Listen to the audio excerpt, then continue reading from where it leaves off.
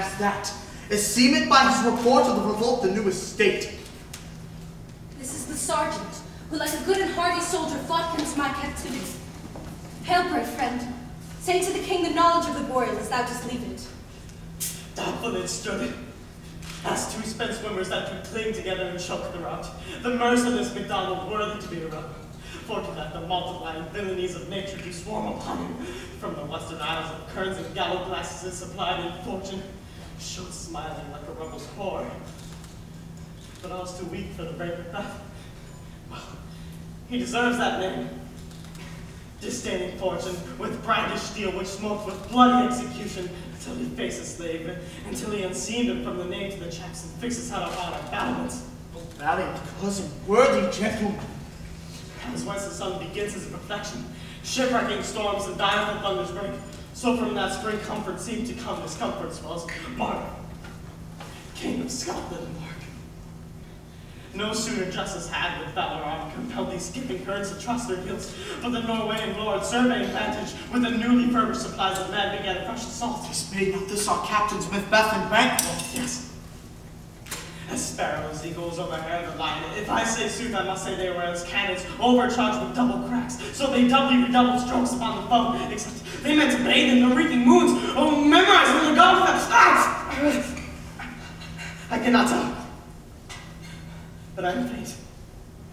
My gashes cry for help. So will thy wounds become thee thy wards. They smack of honor both. Go get him surgeons. Who comes here? God save the king. He said, eyes. So should he look that seems to speak no strange. Whence camest thou, my friend? In Fife, great king. Where Norway and banners flood the sky and fen our people cold. Norway himself, terrible numbers, assisted by that most disloyal traitor, the Thane of Cawdor, began a dismal conflict. Till that Babylona's bridegroom, laughed in proof, confronted him with self-comparisons. Point against point rebellious, arm against arm, curbing his lavish spirit. And, to conclude, the victory fell on us. Great happiness.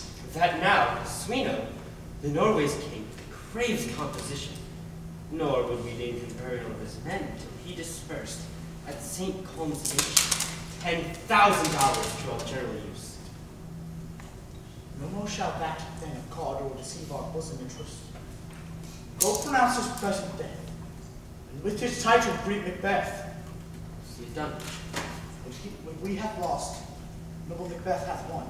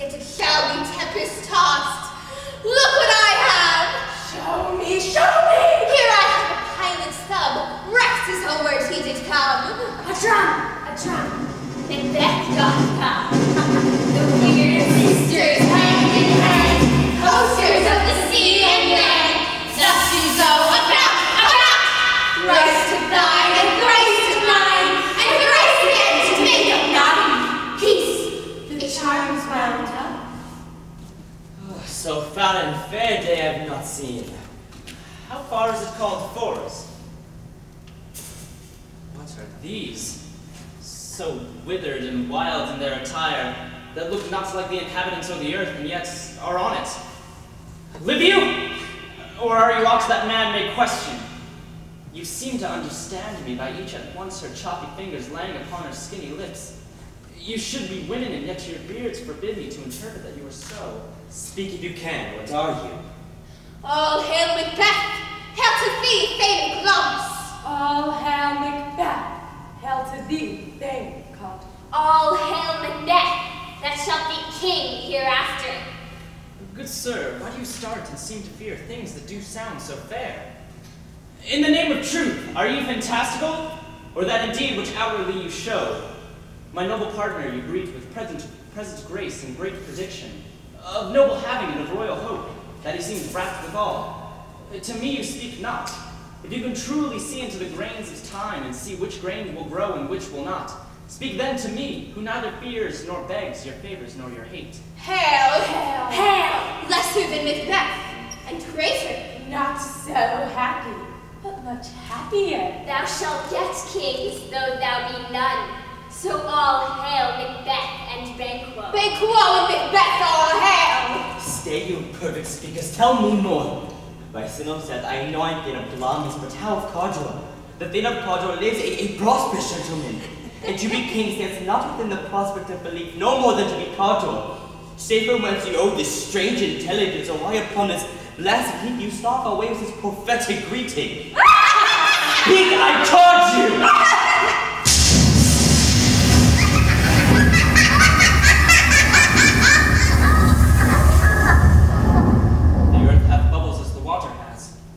These are of them. Whither are they vanished?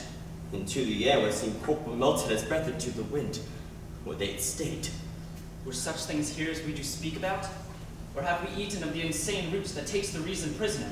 Your children shall be kings. You shall be king. Thane of Cawdor too went in that so. To the self-same tune and words. Who's here? The king hath happily received with death the news of thy success. And when he reads thy personal venture in the rebels' fight, his wonders and praises do contend richly thine or his. Silence with that. In viewing all the rest of the self-same day, he finds thee in stout Norwegian ranks, nothing afeard of what thyself didst make. Strange images of death. As thick as hail came post with post, and everyone did bear thy praises in his kingdom's great defense and poured them down before him. We are sent to give thee, royal masters, thanks, only to better thee into a sight, not pay thee. And, for an earnest of a greater honor, he bade me, from him, call thee Thane of Cawdor, in which most edition. Hail, most worthy Thane, for it is thine.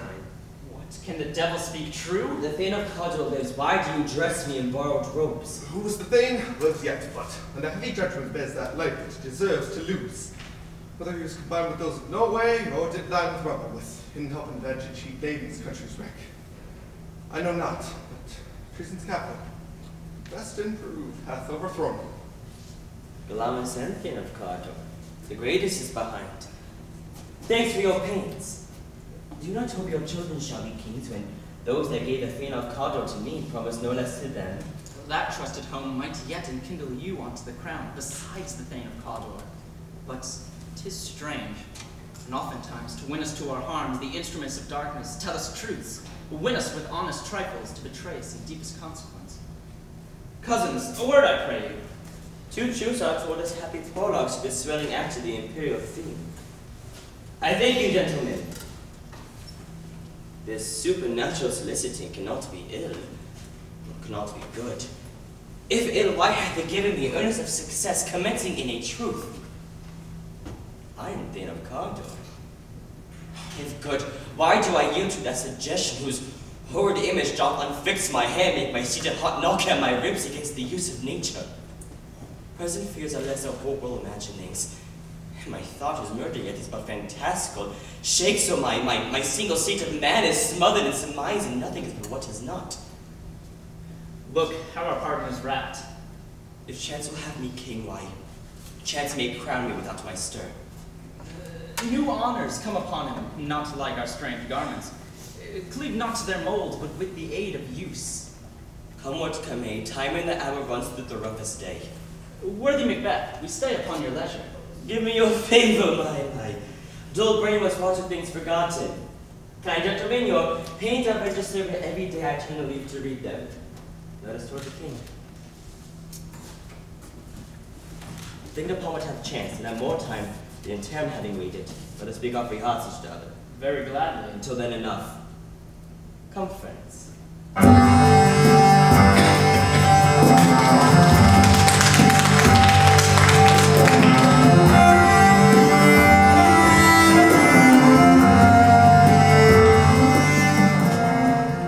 Is the execution done on Cawdor? Are those in commission yet returned? My liege, they are not yet come back. But I have spoke with one that saw him die, who did report that, very frankly, he confessed his treasons, implored your highness's pardons, and set forth a deep repentance. Nothing in his life became him like leaving it. He died as one that had been studied in his death. To throw away the dearest thing he owed is to a careless trifle. There's no art to find the mind's construction in the face. He was a gentleman on whom I built an absolute trust on. Oh, worthiest cousin, the sin of my ingratitude even now is heavy on me. Thou art so forward that the swiftest wind of recompense will overtake thee. That as I can say, more as I can do. The service and the loyalty I owe in doing it pays itself.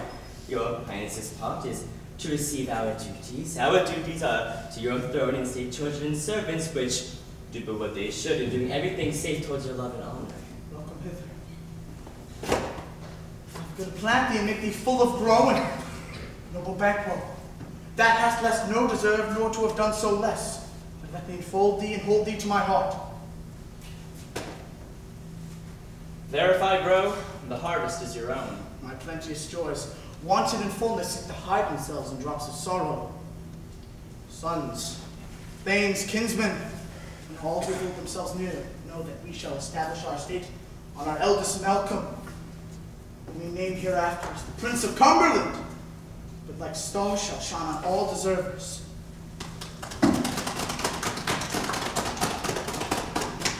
From hence to Inverness, and bind us further to you. The rest is labor which is not used for you. I'll be myself the harbinger and make joyfully hearing of my wife at your approach. So humbly take my leave. My worthy Cawdor. Prince of Cumberland. This is the step on which I must fall down and else or leap from my way it lies. Stars, hide your fires. Let's not light see my black and deep desires. The eye wink at the hand, and let that be which the eye fears when it's done to see. True, worthy Banquo, he is so full of valor, and in his commendations I am fed. It is a banquet to me. Let's after him. Who here to find it is a peerless kinsman?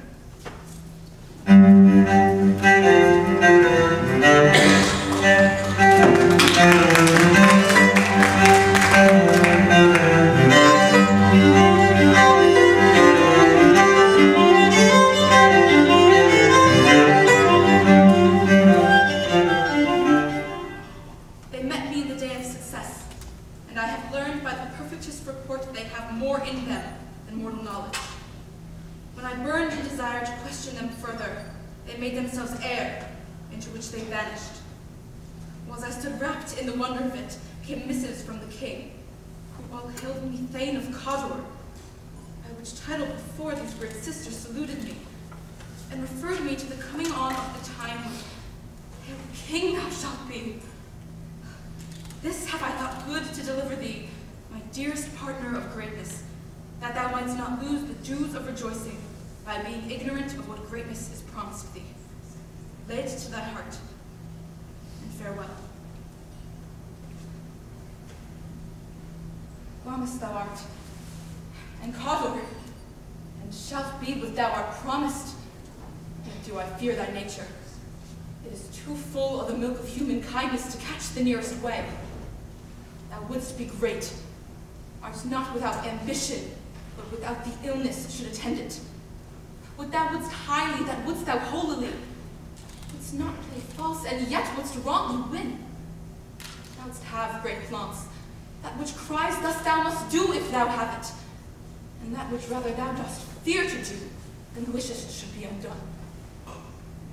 Hie thee hither, that I may pour my spirits into thine ear, and chastise with the valor of my tongue all that impedes thee from the golden round, which fate and metaphysical aid doth seem to have thee crowned withal. What is your tidings? The king comes here tonight. Thou art mad to say it. Is not thy master with him? Who wert so would have informed for preparation. So please you, it is true. Our Thane is coming. One of my fellows had the speed of him, who almost dead for breath had scarcely more than would make up his message. Give him tending.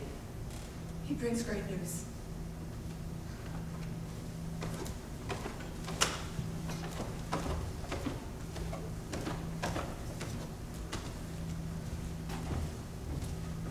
The raven himself is hoarse that croaks the fatal entrance of Duncan under my battlements. Come, you spirits that tend on mortal thoughts, unsex me here, and fill me from the crown to the toe, top full of direst cruelty. Make thick my blood, stop up access and passage to remorse, that no compunctious visitings of nature shake my fell purpose, nor keep peace between the effect and it. Come to my women's breasts and take my milk for gall, you murdering ministers. Wherever in your sightless substances you wait on nature's mischief. Come, thick night, and pall thee in the dunnest smoke of hell.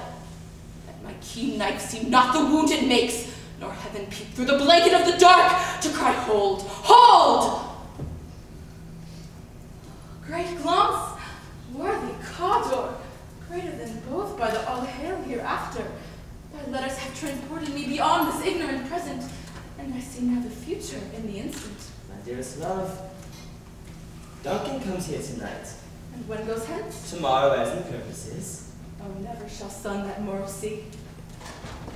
Your face, my Thane, is as a book where men may read strange matters. To beguile the time, look like the time. Bear welcome in your eye, your hand, your tongue. Look like the innocent flower, but be the serpent under it. He whose coming must be provided for, and you shall put this night's great business into my dispatch, which shall to all our nights and days to come give solely sovereign sway and masterdom. Speak further. Only look up clear. To alter favor ever is to fear. Leave all the rest to me.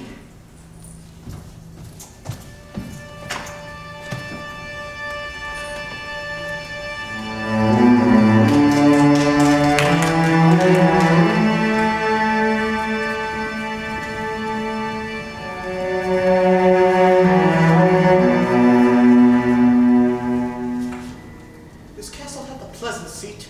The air nimbly and sweetly recommends it unto our gentler senses.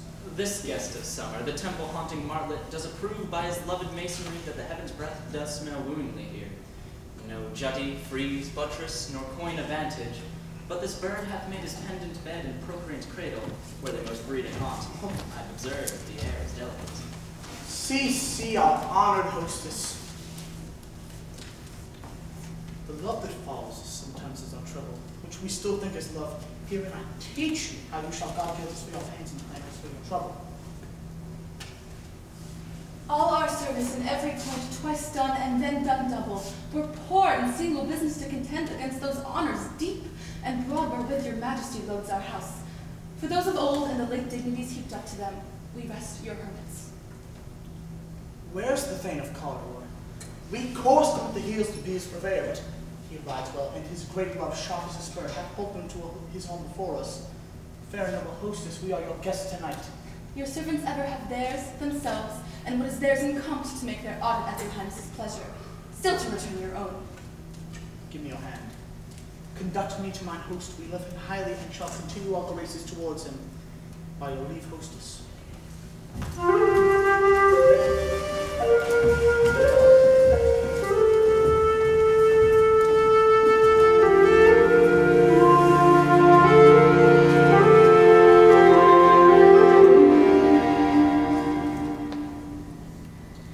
If it were done when 'tis done, then 'twere well it were done quickly.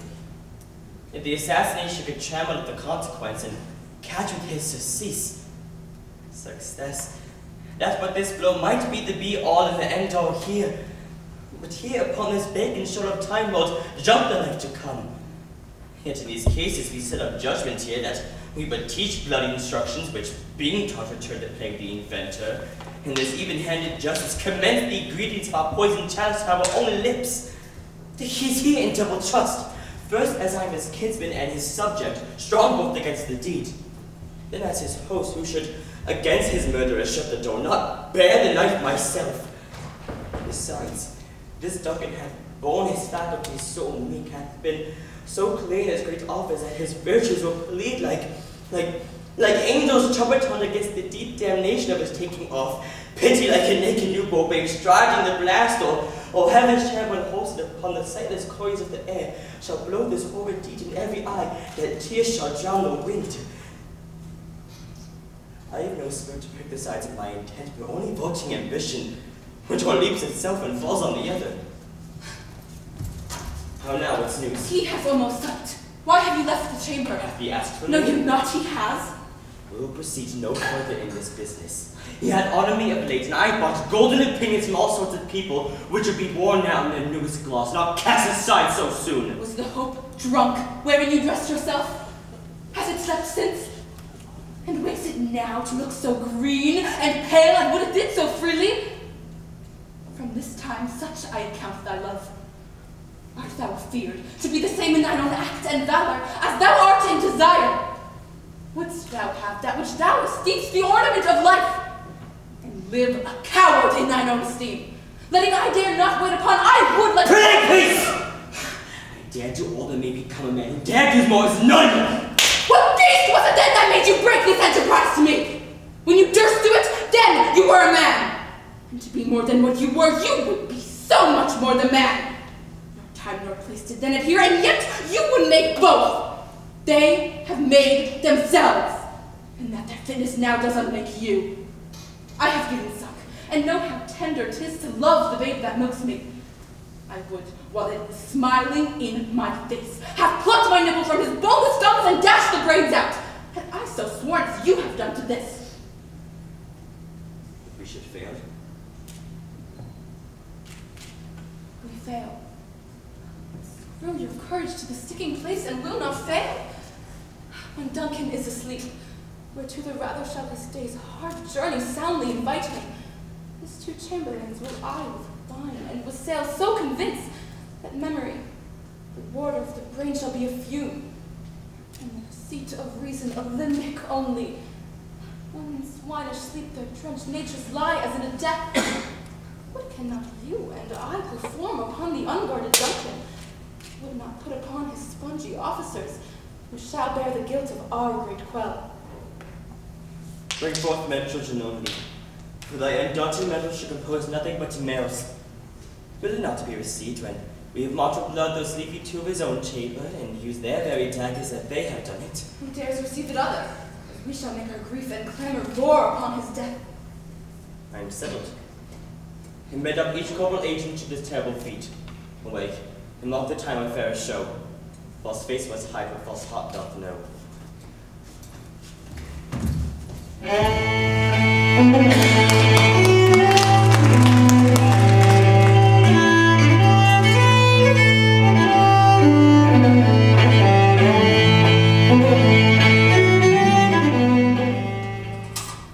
How goes the night, boy?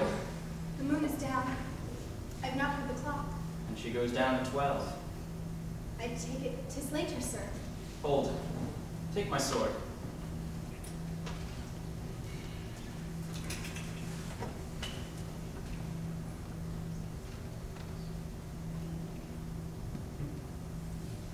There's husbandry in heaven.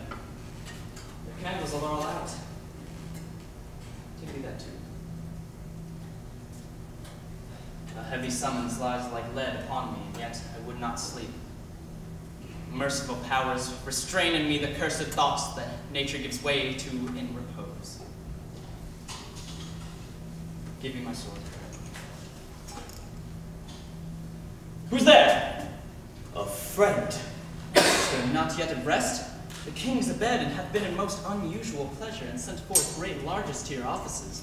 This diamond he greets your wife withal by the name of most kind hostess, and shut up in measureless content. Being unprepared, I will became a servant to defect, which I should free of rot.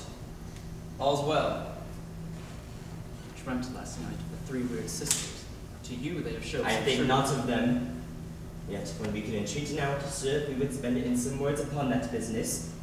If you would grant the time. At your kind leisure. If you shall cleave to my consent when 'tis, it shall have honor for you. So I lose none in seeking to augment it, but to keep my bosom franchised and allegiance clear, I shall be counseled. Good, propose the while. Thanks, sir. The like to you. Go bid to thy mistress. When my drink is ready, she strike upon the bell. Get thee to bed!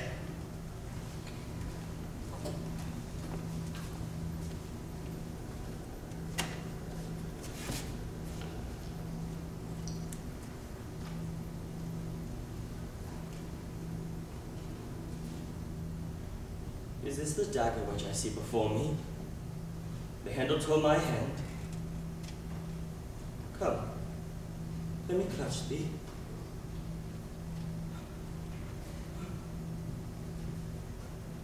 I have thee not, and I see thee still. Art thou not fatal vision, sensible to feeling as to sight?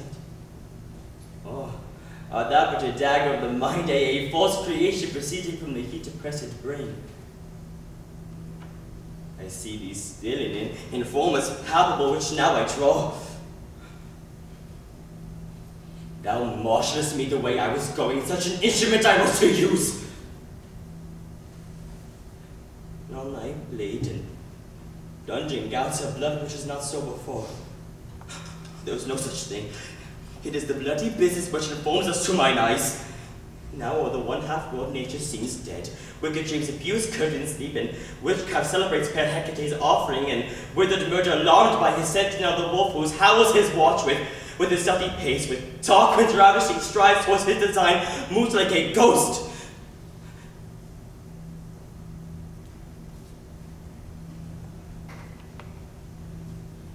Thou sure firm-set earth, hear not my steps, which way they walk, for fear thy very stones prate of my whereabout, and take the present horror of the time which now suits with it. Whilst I threat, he lives, words to the heated deeds, true cold breath gives. I go, and it is done, the bell invites me. Hear it not, Duncan, for it is a knell that summons thee to heaven or to hell.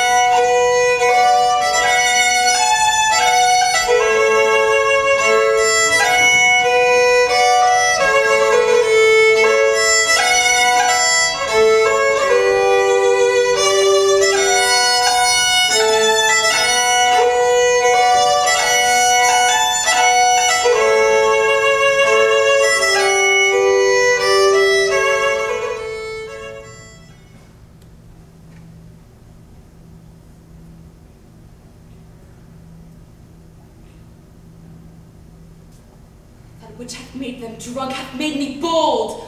What hath quenched them, hath given me fire. It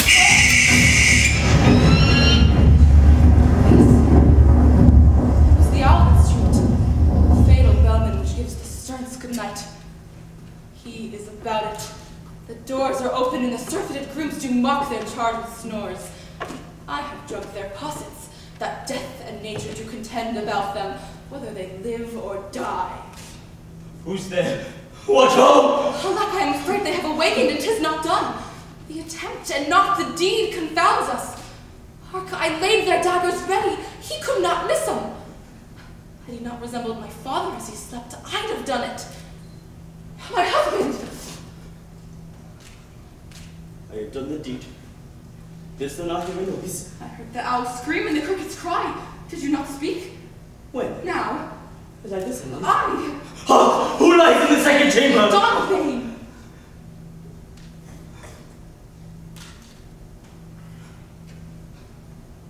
This is a sorry sight. Foolish thought to say sorry sight. There's one to laugh and sleep, and one cried murder that they can wake each other. I sat and heard them as they did say their prayers and adjust them again to sleep. There are two lodged together. One cried, God bless us, and amen the other, as they did see me with these hangman's hands. Listening their fear, I could not say amen when they could say God bless us. Consider it not so deeply. But wherefore could I not pronounce amen when I will see the blessing and amen stuck in my throat? These deeds must not be thought of after these ways, so it will make us mad. Methought I heard a voice cry, sleep no more. Macbeth does murder sleep.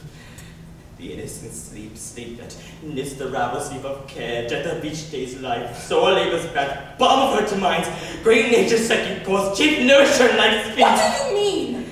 Still it cried, sleep no more to all the house. Galamis hath murdered sleep, and therefore Cardo shall sleep no more. Macbeth shall sleep no more. Was it that thus cried? My worthy thing, you do unbend your noble strength to think so brain-sickly of things. Go get some water and wash this filthy witness from your hands. Why did you bring these daggers from the place? They must lie there. Go carry them and smear the sleepy grooms with blood. No more. I'm afraid to think upon what I have done. Look on it again. I dare not. Firm of purpose, give me the daggers. The sleeping and the dead are but as pictures. 'Tis the eye of childhood that fears a painted devil. If he do bleed, I'll gild the faces of the grooms withal, for it must seem their guilt. What is that knocking? How is with me when every noise appalls me?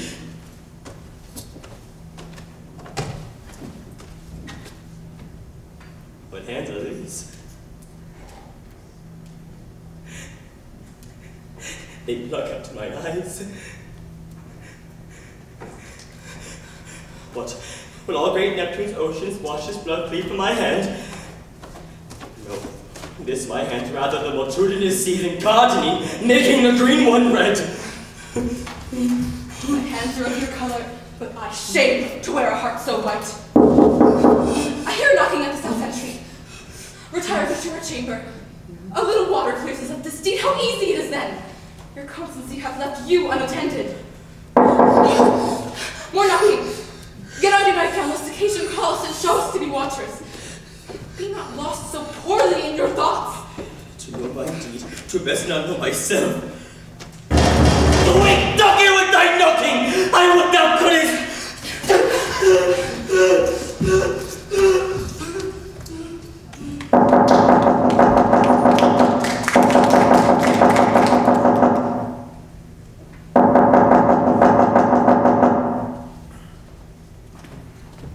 Years of knocking indeed. If a man were a porter of a hell gate, he should have all turned the key. Knock, knock, knock. Who's there in the name of Beelzebub? Here's a farmer that hanged himself on the expectation of plenty. Come in time, I've napkins and now about you. Here, sweat for it. Knock, knock. Who's there in the other devil's name? Faith. Here's an equivocator that could swear in both the scales against either scale. Who committed treason enough for God's sakes, yet could not equivocate to heaven. Come in, equivocator. Knock, knock, knock. Never act quiet. Here's an English tailor come hither for stealing all the French hose. Come in, tailor. Here you may roast your goose. Knock, knock. Never act quiet. What are you? But this place is too cold for hell. I'll devil porter it no further. I've thought to let in some of all professions that had go the primrose way to the everlasting bonfire. Anon, anon, I pray you. Remember the porter.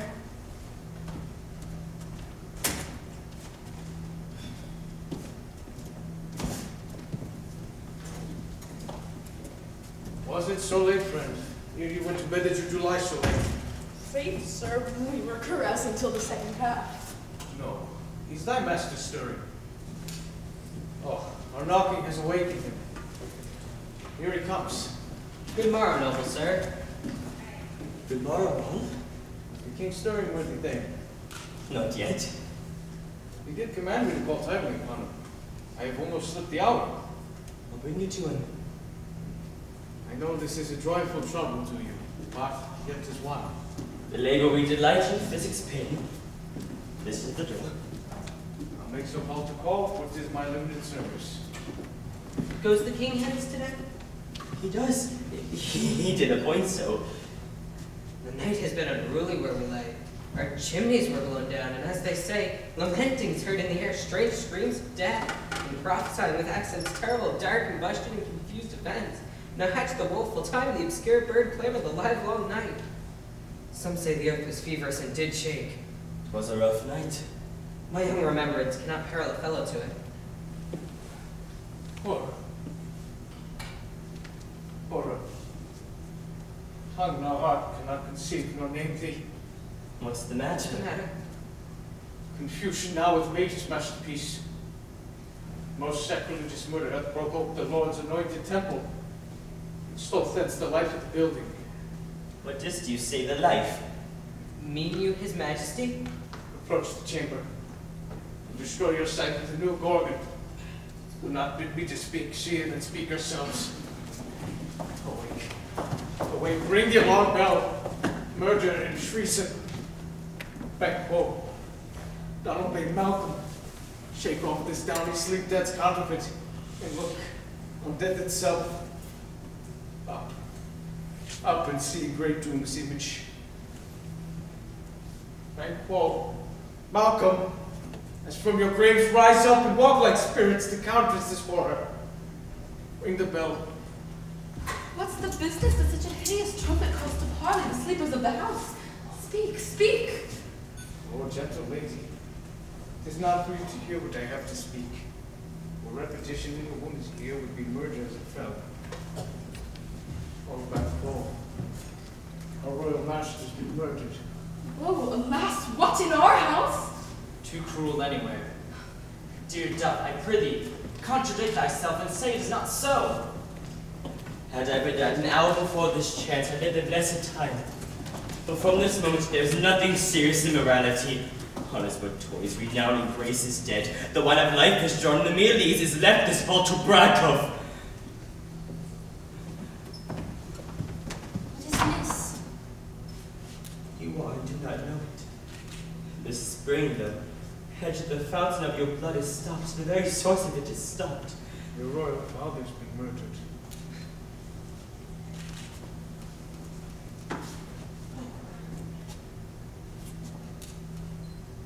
By whom? Those of his chambers, as it seemed, had done it. Their hands and faces were all batched with blood. So were their daggers, which unwiped we found upon their pillows. They stared and were distracted. No man's life is to be trusted with them. Oh, yet I do repent me my theory, that I did kill them. Wherefore did you so? Who can be wise, amazed, temperate and furious, loyal and neutral in a moment? No man. The expedition of my violent love outruns the cause of reason. Here lay Duncan, his silver skin laced with his golden blood, and his gashed eyes looked like a breach in nature for ruin's wasteful entrance. There, the murderers, steeped in the colors of their trade, their daggers unmerely breached with gore.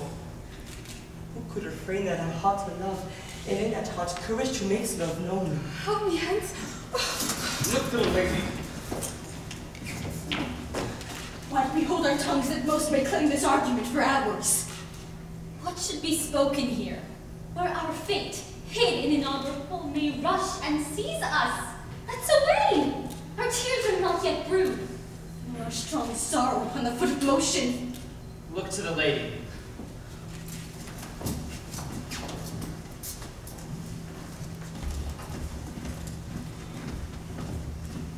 When we have our naked frailties hid, that suffer an exposure, let us meet again to question this most bloody piece of work, to know it further. Fears and scruples shake us, in the great hand of God I stand, and thence, against the undivulged pretense, I fight of treasonous malice. And so do I. So. Let's briefly put our men in readiness and meet in the hall together.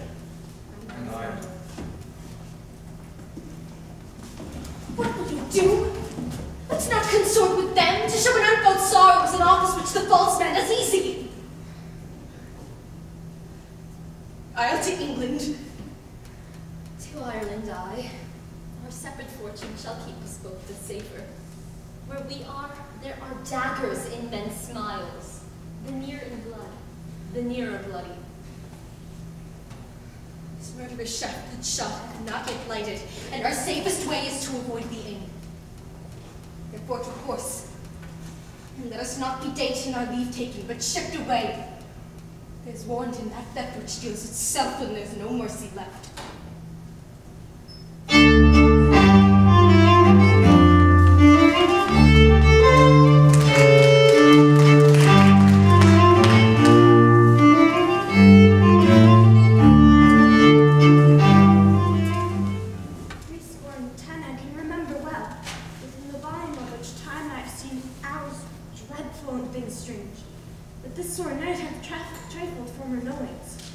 Ah, good mother, thou seest the heavens as troubled with man's act.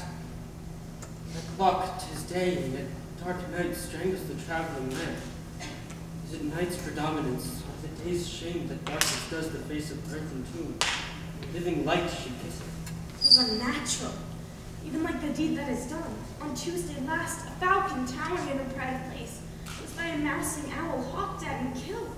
And Duncan's forces, a thing most certain and strange, beauteous and swift, the minions of their race broke their stalls contending against obedience, as if to make war with mankind. Said they eat each other. They do so to the amazement of mine eyes that looked upon it. Here comes the noble Macbeth. How goes the world, sir, now? Why, see you not? Is it known who did this more than bloody deed? Those that Macbeth had slain. Alas, what good could they pretend? No, they were suborned. Malcolm and Donald being the king's two sons, they have stolen and fled, which puts upon them the suspicion of the deed. Against nature still, thriftless ambition that will break up thine own life's means. So, most like the sovereignty will fall upon Macbeth.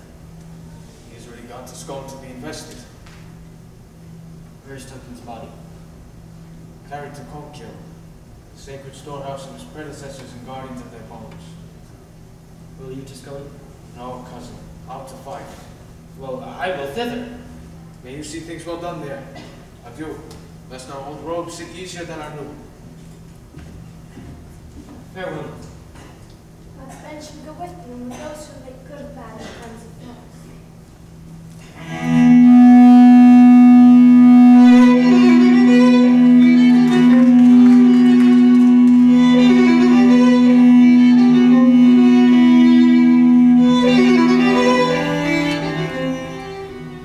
Thou hast it now, King, Cawdor, Lumps, all as the weird women promised. Yet I fear thou playest most foully for it. Yet it was said it would not stand in thy posterity, but that I myself should be made the root and father of many kings. If there come truth from them, as upon thee, Macbeth, their speeches shine, then why, by the verities on thee made good, may they not be my oracles as well, and set me up in hope? But hush, no more. Nah, he is our chief guest. If he had been forgotten in heaven is a gap in our great feast, and all things unbecoming. Tonight we hold a solemn supper, sir, and I request your presence. Let your majesty command upon me, to the which my duties are most indissoluble tie, forever knit. Ride you this afternoon. Aye, my good lord. We should have most desired your good advice, which still hath been great and prosperous in this day's council. But we'll take tomorrow. Is it far you ride? As far, my lord, as will fill up the time. Twixt now and supper, go not my horse the better. I must become a borrower of the night, or a dark hour, or to my inn. Fill not our feast. My lord, it will not. We hear bloody cousins are bestowed in England and in Ireland, are confessing their cruel parricide, filling their hearers with strange intervention. But about tomorrow, when therewithal we shall cause us here to cribbing jointly, hie your horse, adieu, if you return at night. Goes Fleance with you. Aye, my lord. Our time does call upon us. So I wish your horses swift and sure of foot, and so I do commend you to their backs. Farewell, farewell. Let every man be master of his time till 7 at night. To make society the sweet to welcome, we will keep ourselves till supper time alone. Well then, God be with you. My lady, I will tell you. Attend those men our pleasure. We are, my lord, without the palace gate. Bring them before us.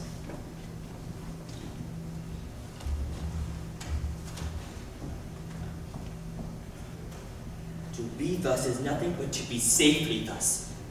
Our fears and bankers stick deep, and in his royalty of nature reigns that which would be feared, as much he dares. And to that honest temper of his mind, he had a wisdom that doth guide his valor to act in safety. There is none but he whose being I do fear. And under him my genius is rebuked, as it is said Mark Antony's was by Caesar. He chid the sisters when first they put the name of king upon me, and bade them speak to him, and prophet like they held him father to a line of kings. Upon my head place a fruitless crown and pretty barren scepter my gripe, thence to be wrenched with the unlineal hand. No son of mine succeeding. If to be so, for Banquo's issue have I found my mind. For them, the gracious Duncan have I murdered, but rancors in the vessel of my peace only for them.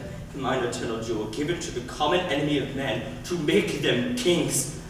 The seed of Banquo kings. Rather than so, come faith into the list and champion me to the utterance. Who's there? Now go to the door and say that to be called. Was it not yesterday we spoke together? It was. Well then, now if you consider my speeches, know that it was he who in times past held you so under fortune, which you thought had been our innocent self.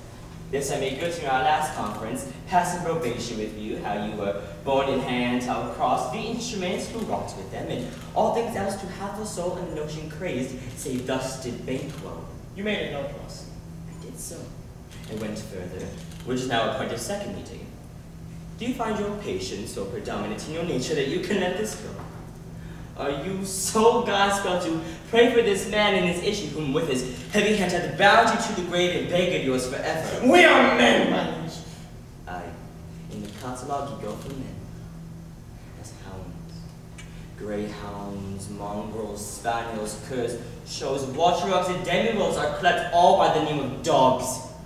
The valued fire distinguishes the swift, the zero, the subtle, the housekeeper, everyone according to the gift that bounteous nature hath enclosed. Whereby he does receive particular addition from the bill that hath writ them all the same. And so of men. Now, if you have a station in the file, not in the worst rank of manhood, say it, now put that business in your bosom, whose execution takes your enemy off, grapples you to the heart and love of it, whom were help but sickly in his life, which in his death were perfect. I am one, my liege, whom the vile blows and buffets of the world have so unceased. I am reckless, what I do to spite the world. And I another, so weary with disasters, tugged with fortune that I would bet my life on any chance that he'd win on it. Both you know Banquo was your enemy. True, my lord. So he is mine. And in such bloody distance that every minute of his being thrust against my nearest of life. And though I could with barefaced power sweep him from my sight and bid my will avouch it, but I must not, for certain friends that are both mine and his, whose loves I may not drop, or wear his fall who I myself struck down. Thence it is that I to your assistance do make love, masking the business from the common eye for sundry weighty reasons. We shall, my lord, perform what ye command us. Though our lives... Your spirit shine through you.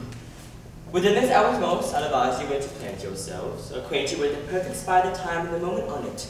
For it must be done tonight, and something from the castle. Always thought that I require a clearness, and with him to leave no rubs nor botches in the work. Fleance, his son who keeps him company, whose absence is no less material to me than is his father's, and raise the fate of that dark hour. Resolve yourselves apart, I'll come to you anon. We can resolve, my lord. I'll call upon you straight, abide within.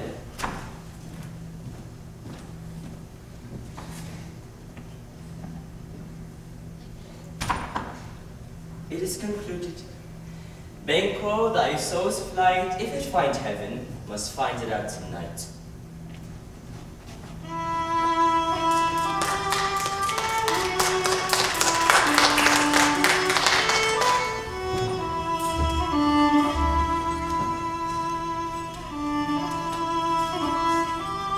Is Banquo gone from court? Aye, madam, but returns again tonight.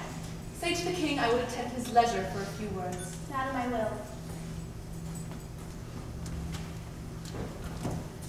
Not sad. All spent where our desire is got without content.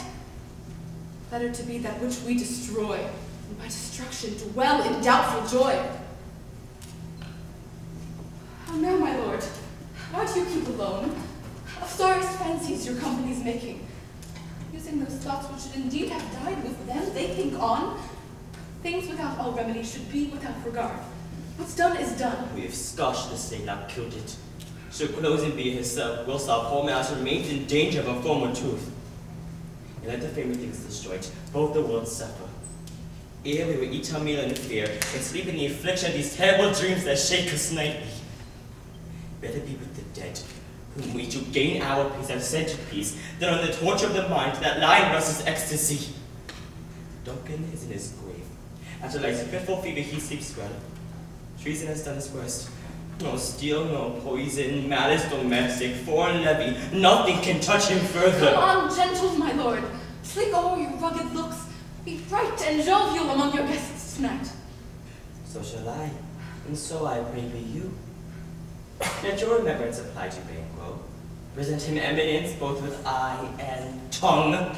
Unsafe the while that we must lay our honors in these flattering dreams and make our faces visits to our hearts, disguising what they are. You must leave this. But what a scorpions is my mind, dear wife. Thou knowest that Banquo and his freelance lives. But in them nature's copy is not turned. There is comfort yet. They are assailable, then be thou jocund. Ere the bat hath flown his cloistered flight, ere to black Hecate summons the sharp-born beetle with his drowsy humps hath wrong night's yawning peal. There shall be done indeed a dreadful night. What's to be done? Be innocent of the knowledge, dear Chuck, till thou art the deed. Come, sealing night, scarf up the tender-eyed, pitiful day, and with thy bloody and invisible hand, cancel and tear to pieces that great bond which keeps me pale. That thickens, and the crow makes Wookie rope to the wood. Great things of day begin to droop and drowse, while night's black agents to their praise do rouse. Oh, thou marvelous at my words! But hold thee still, things bad begun make strong themselves by ill. So prithee, go with me.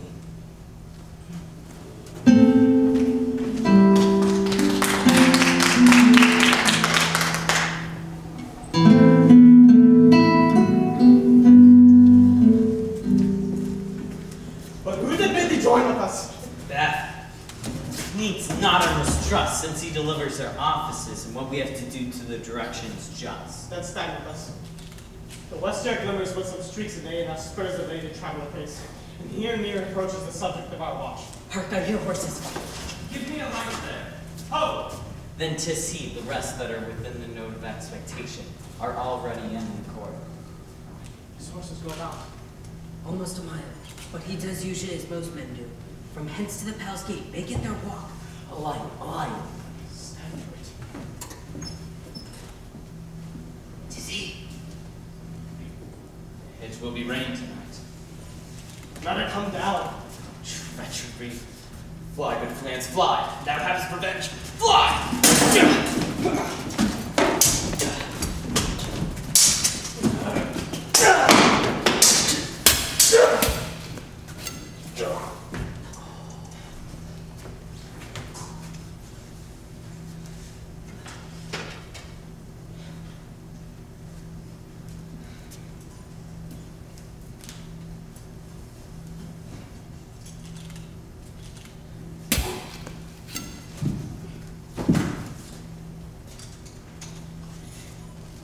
But who did strike out the light? We'll stop the way. There's but one down. The sun has fled. We've lost the best half of our fare. Well, let's away and see how much is done.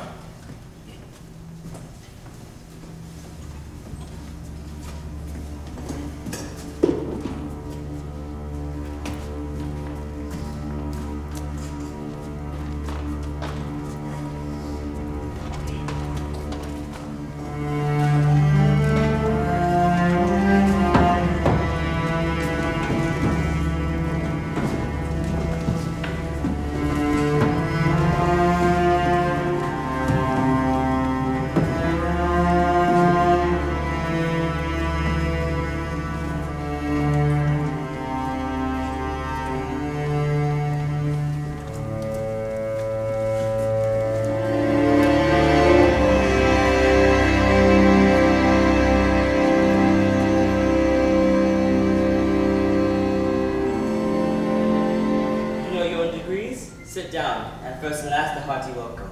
Thanks, Our self-made society played the humble host. Our hostess remains a state, but in best time we will require her welcome. Pronounce it from me, sir, to all our friends, for my heart speaks they are welcome. You see, they encountered thee with thy heart's thanks. Both sides are even. Here I'll sit in the midst, be large in mirth. Anon, we'll take a measure the table round. There's blood upon my face. 'Tis Banquo's then. 'Tis better be without than he within. Is he dispatched? My lord, his throat is cut. That I did for him. Thou art the best of the cutthroats. Yet 'tis good I did the like of Leon's. Thou didst, thou stood on peril. My good lord, Banquo has escaped.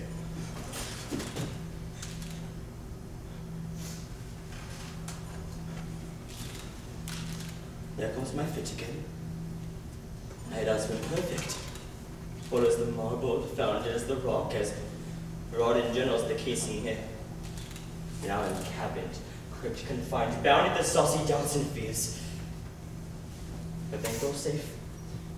Aye, safe in a ditch he bides, with 20 trenched gashes on his head. At least a death to nature. Thanks for that. There, the grown serpent lies, the worm that's fled hath nature that in time will venom breed. No cheat for the present. Get thee gone. Tomorrow we will hear ourselves again. My royal lord, you do not give the cheer. The feast is soul that is not often vouched. When 'tis a making, 'tis given with welcome. Sweet and weapon, sir. Good digestion, weight on appetite, and health on both.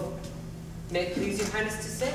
Here had we now our country's honor root, were the graced person of our Bengal present, whom I rather challenge from kindness than pity for mischance. His absence, sir, lays blame upon his promise. Please it your highness to grace us with your royal company. The table's full. Here's a place reserved. Where? Here, my good lord. What is it that moves your majesty? Which of you have done this? What, my good lord? Thou canst not say that I did it. Never shake thy gory locks at me, sir. Gentlemen, rise. His highness is not well. Sit, worthy friends, my lord is often thus, and hath been from his youth. Pray you keep seat. The fit is momentary. Upon a thought he will again be well. If much you note him, you shall offend him and extend his passion. Feed and regard him not. Are you a man? In a bottle that dare not go not to try to pull the devil. Stop, this is the very painting of your fear. This is the air-drawn dagger which you said led you to Duncan. Oh, these flaws and starts, impostors to true fear, would well become a woman's sword and winter's fire. Prithee, see there! Behold it glow! What say you, why, what care I? If thou canst not speak to, if charnel houses and our grace must set, those that we bury back, our monument shall be the moles of kites. That's quite unmanned and folly. If I stand here, I saw him. For shame. Blood hath been shed here now, in the golden time, ere humane statute purged the gentle wheel. And since 2 murders have been performed, too terrible for the ear, the time has been that when the brains were out, the man would die and never end. But now they do rise again with 20 mortal murders on their crowns and pushed from our stools. This is more strange than such a murder is. Worthy lord, your noble friends do lack you.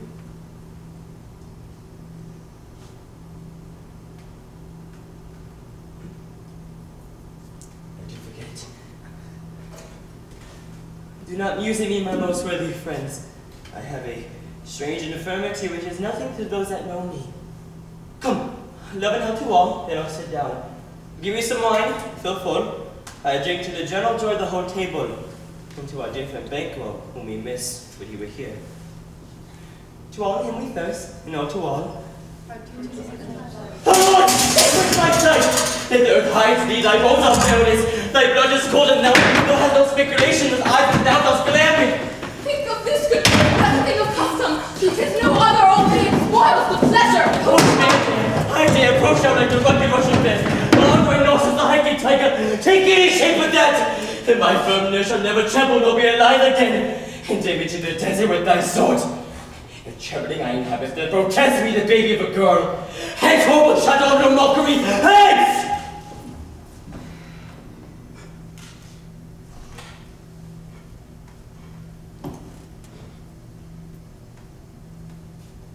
say so. Being gone hand and then again. Pray you. Sit still. You have displaced the mirth. Broke the good meaning with most admired disorder. Such things be. When overcomers like the summer's cloud, that come a special wonder. You make me strange, even to the disposition that I owe. But now I think you can behold such sights and keep the natural ruby of thy cheeks, when mine are blashed with fear. What sights, my lord? I pray you speak not. He grows worse and worse, question enrages him. At once, good night. Stand not upon the order of your going, but go at once. Good night and better health. Attend his majesty. A kind good night to all.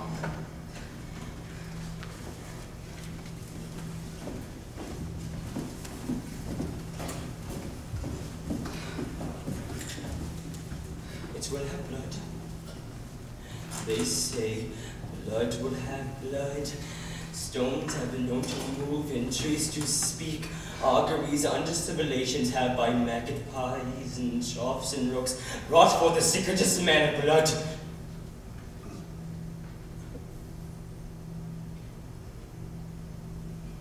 What is the night? Almost at odds with morning, which is which. Thou sayest thou that Macbeth denies his person at our great bidding. Did you send to him, sir? I hear it either way. But I will send. There's not a one of them but in his house I keep a servant feed. I will tomorrow. Betimes I will to the Wit sisters. More shall they speak, for now I beg to know by the worst means. The worst. Strange things I have in head, thou wilt to hand, which may be acted ere they may be scanned. You lack the season of all natures. Sleep. Want to sleep? My strange and self-abuse is the initiate fear that wants hard use. We are but young indeed.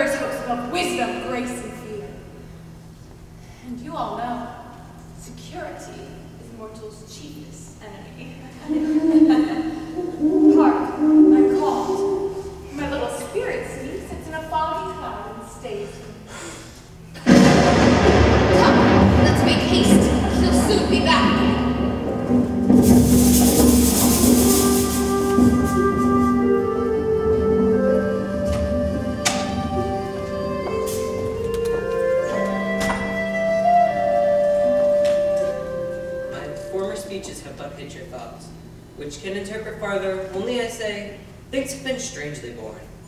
The gracious Duncan was pitied at Macbeth. Merry, he was dead. And the right and valiant Banquo walked too late, whom you may say please you Fleance killed. For Fleance fled. Men must not walk too late. Who cannot want the thought of how monstrous it was for Malcolm and for Donalbain to kill their gracious father? Damned fact. How did grieve Macbeth? Did he not strike in pious rage the two delinquents tear that were the slaves of drink and thralls of sleep? Was not that nobly done? Aye, and wisely too, for 'twould have angered any heart alive to hear the men deny it. So that I say, he has borne all things well. And I do think that had he Duncan's sons under his key, as ain't please heaven he shall not, they should find what 'twere to kill a father, so should Fleance. But peace, for from broad words, and 'cause he failed his presence at the tyrant's feast. I hear Macduff lives in disgrace, sir. Can you tell me where he bestows himself? The son of Duncan, from whom this tyrant holds the due of birth, lives in the English court, and has received a pious Edward with such grace that the malevolence of fortune nothing takes from his high respect.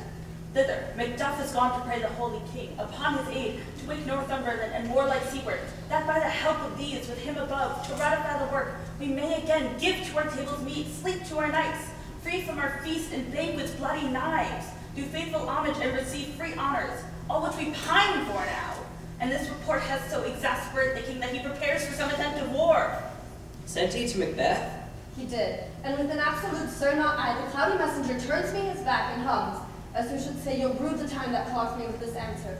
And that well might advise him to a caution, to hold what distance his wisdom can provide. Some holy angel fly to the court of England and unfold his message ere he come, that a swift blessing may soon return to this our suffering country, under a hand accursed. I'll send my prayers with him.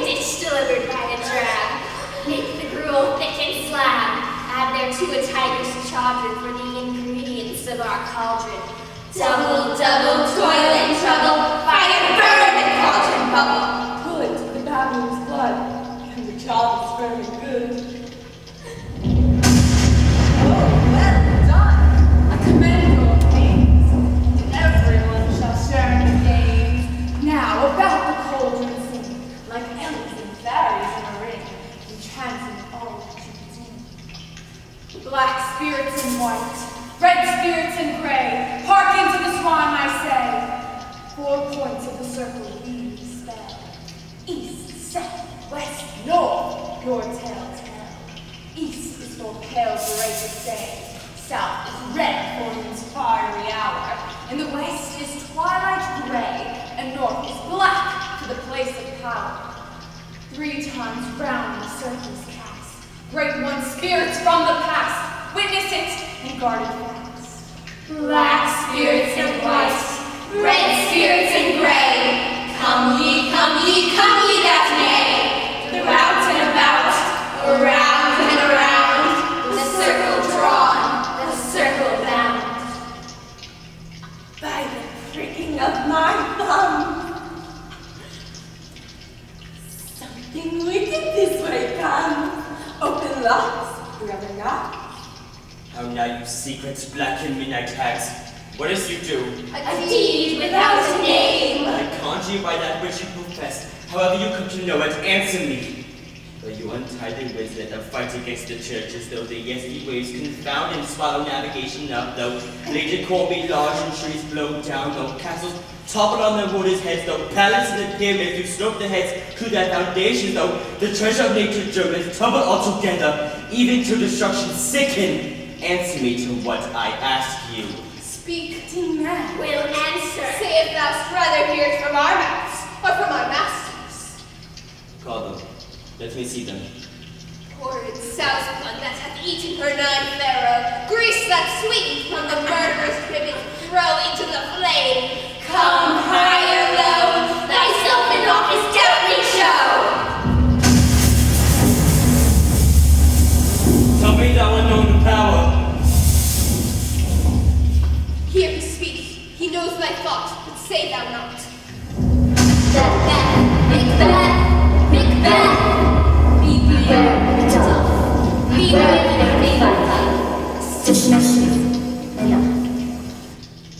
Whatever thou art for thy good caution, thanks. Thou hast helped my fear aright. But one word more. He will not be commanded, but here's another more potent than the first. Macbeth, Macbeth. Had I 3 ears, I'd hear thee. Bold and resolute, laugh to sword how women, for none of it warms the heart of that. Then live, Macbeth. What need I fear of thee? Let I'll make assurance double sure, and take a bond of fate. Thou shalt not live, that I may tell pale-hearted fear it lies and sleep in spite of thunder. What is this that rises like the issue of a king and wears upon his baby brow the round and top of sovereignty? Listen, but speak not to it. Like heaven, proud, take no care. Peace, dress, or wherever spirits are. Maybe that shall never vanquish me until the bringing of the moon to hide dungeon that it shall forget. That shall never be. Who can oppress the forest, bid the tree unfix his earthbound root? Sweet ordinance, good. Rebellious head rise never to the wood of Burnham runs. In our high place Macbeth shall live the lease of nature, pay his back through time and mortal custom. Yet my heart throbs to know one thing. Tell me, and thou art can tell so much, shall Bago's issue ever win in this kingdom? Seek to know no I more. will be satisfied! Deny me this, and the eternal curse fall on you. Let me know why sings that cauldron, and what noise is this? Show his eyes and grieve his heart. Come like shadows, so depart. Thou art too late, the spirit of bankroll. Down on thy crown to sear mine eyeballs. And thy head, thou art the gold bound brows like the first. And thou dost like the former. Filthy hags, why do you show me this? A fourth, start eyes. Watch with the light shut out to the quack of doom. Another yet, a 7, a single more. And yet an 8 appears, which bears a glass and shows me many more.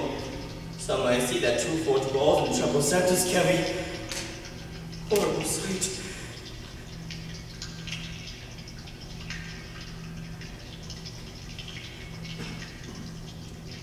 Now I see 'tis true. For the blood of tobacco smiles upon me and waits at them for his. What is this so? Aye, sir, all this is so. But why say to Macbeth thus amazedly? Come, sisters, cheer we up his sprites, and show the best of our delights. I'll charm the air to give a sound, while you perform your anti-drag, that this great king may kindly say, our duties to his welcome pay.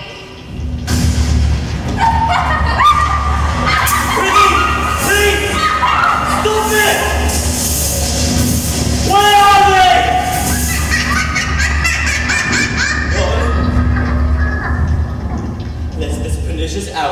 I curse it in the calendar. Coming without there. What is your grace's will? Saw you the weird sisters? No, my lord. Came they not by you? No, indeed, my lord. Vexed be the air whereon they ride. Damn all those that trust them!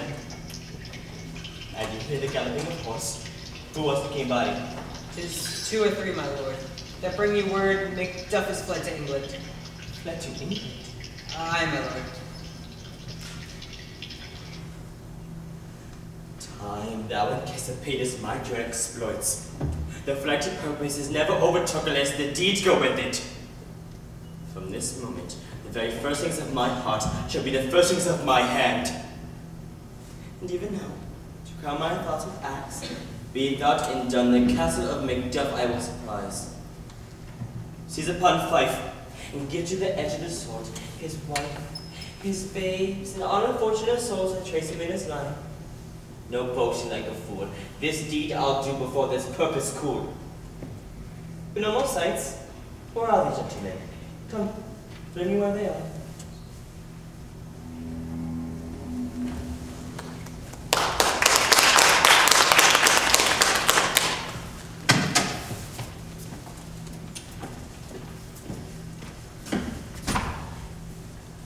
What have you done to make him fly the land? You must have patience, madam. He had none. His flight was madness. And our actions do not, our fears do make us traitors. You know not whether it was his wisdom or his fear. Wisdom? To leave his wife, to leave his babes, his mansion and his titles in a place from whence himself does fly? He loves us not. He wants a natural touch, for the poor wren, the most diminutive of birds, will fight, her young ones in her nest against the owl. All is the fear, nothing is the love. So little is the wisdom or flight, so run against all reason.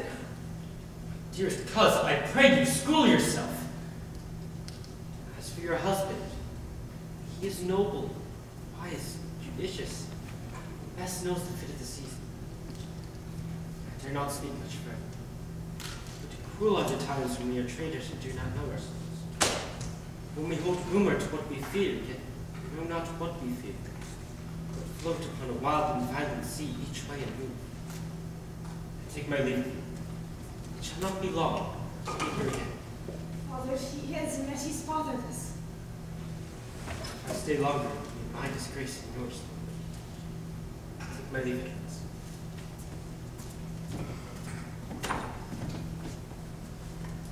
Sir Bob, your father's dead. What will you do? How will you live? As birds do, mother. What, with worms and flies? With what I get, I mean. And so do they. With bird, thou wouldst never fear the net nor the line, the pitiful nor the gin. Why should I, mother? Poor birds they are not set for. My father's not dead for all you're saying. Yes, he is. And how wilt thou do for a father? Nay, how wilt thou do for a husband? I can buy me 20 at any market. Then you'll buy them to sell again. Thou speakest with all thy wit, and yet with wit enough for thee. Was my father a traitor? Aye, that he was. What is a traitor? Or one that swears and lies. And be it all traitors that do so? Everyone that does so is a traitor, and must be hanged. Who must they all be hanged, all that swear and lie? Everyone. Who must hang them? Why, the honest men.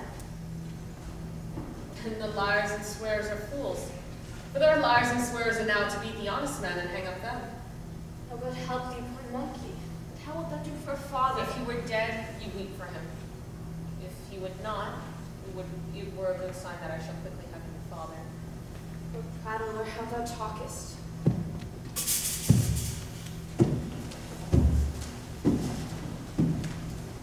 Bless you, fair dame. I am not to you known, though in your state of honor I am perfect. I doubt some danger does approach you nearly. If you would take a homely crime's advice, be not found here. Hence with your little ones, to fright you less, methinks I am too savage. To do worse to you or felt cruelty, which is too nigh your person. Heaven preserve you, I dare abide no longer.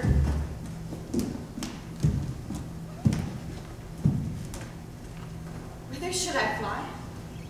I've done no harm. But I remember now I am in this earthly world. And to do harm is often laudable. To do good is sometimes dangerous folly. Why then do I put up this womanly defense to say I've done no harm? What are these faces?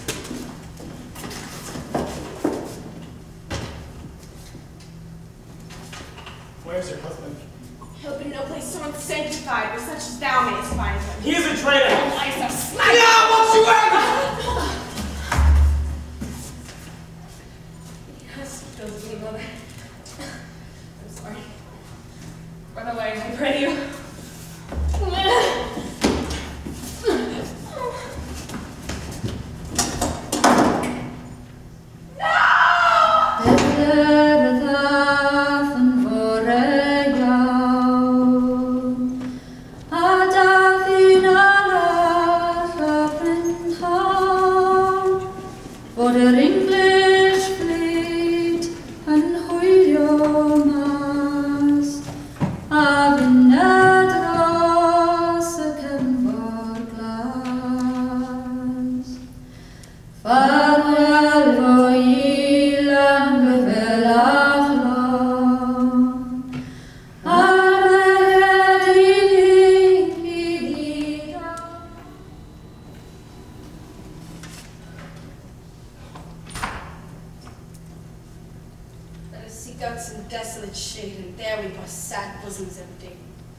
Let us rather hold fast the mortal sword, like good men bestride our downfall and birth them.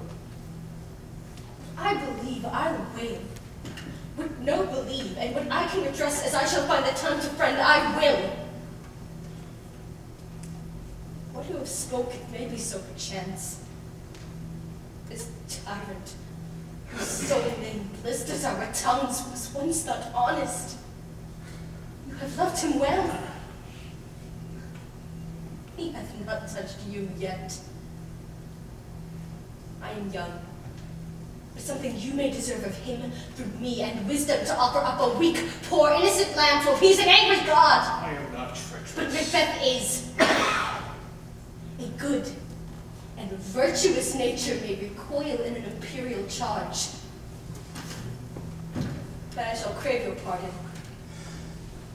That which you are my heart cannot transpose. Angels are bright still, though the brightest fell. Oh, I've lost my hopes.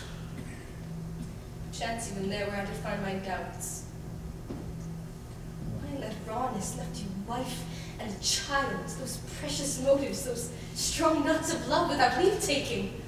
I pray you, let not my jealousies be your dishonors, but mine own safeties. It may be rightly just whatever I shall think. Leave, poor country. Be not offended. I speak not as an absolute fear of you. I think our country sinks beneath the yoke. It weeps, it bleeds, and each new day it gashes added to her wounds.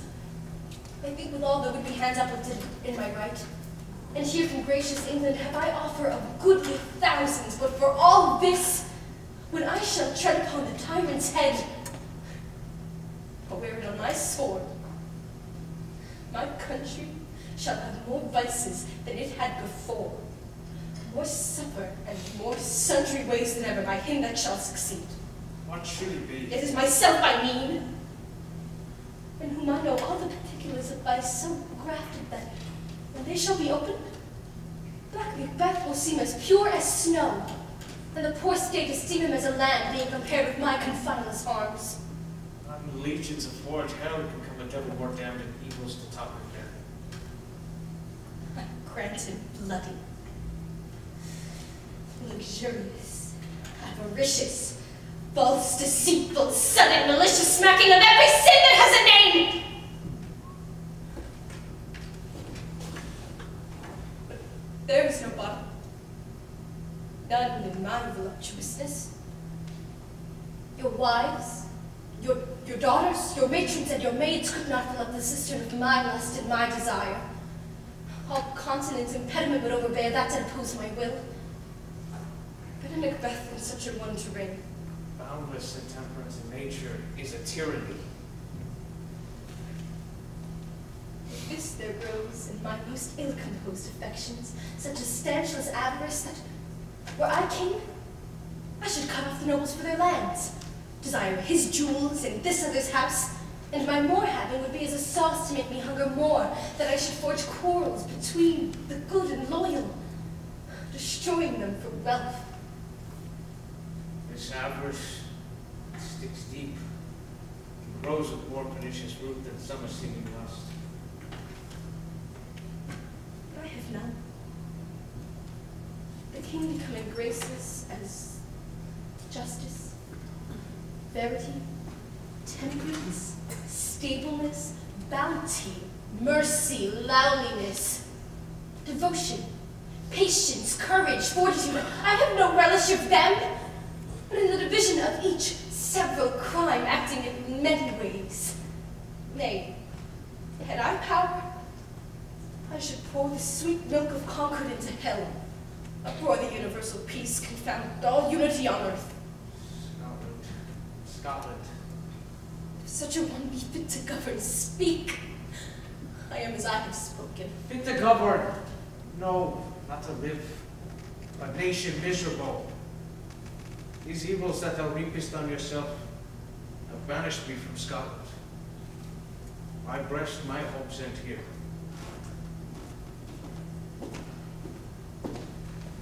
Enough!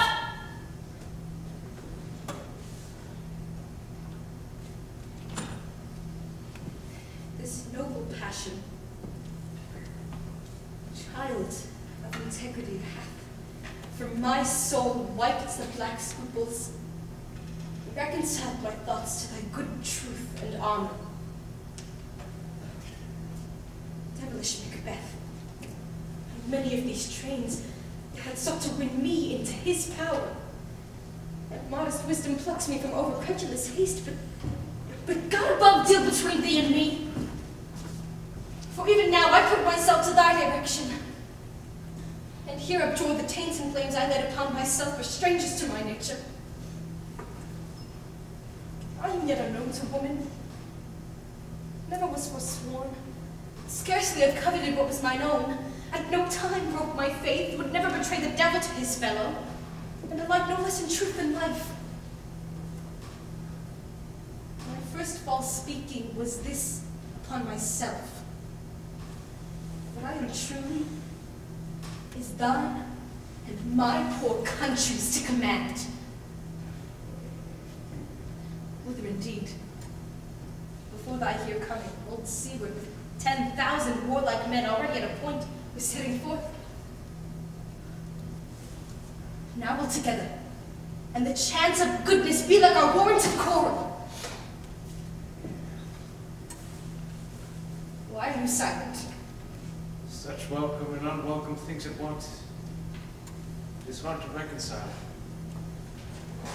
Well, more anon. Come sitting forward, I pray you. Aye, sir. There are a crew of wretched souls that stay his cure. Their malady convinces the greatest of art that at his touch, such sanctity hath heaven given his hand. They presently amend. Thank you, brother. What's the disease you need? It is called the evil. A most miraculous work of this good king, which often since my here remain in England I have seen him do. How he solicits heaven. Himself best knows. But strangely visited people, all swollen and ulcerous, pitiful to the eye, the mere despair of surgery. He cures, hanging a golden stem about their necks, put on with holy prayers. And 'tis thought, to the succeeding royalty, he leaves a healing benediction.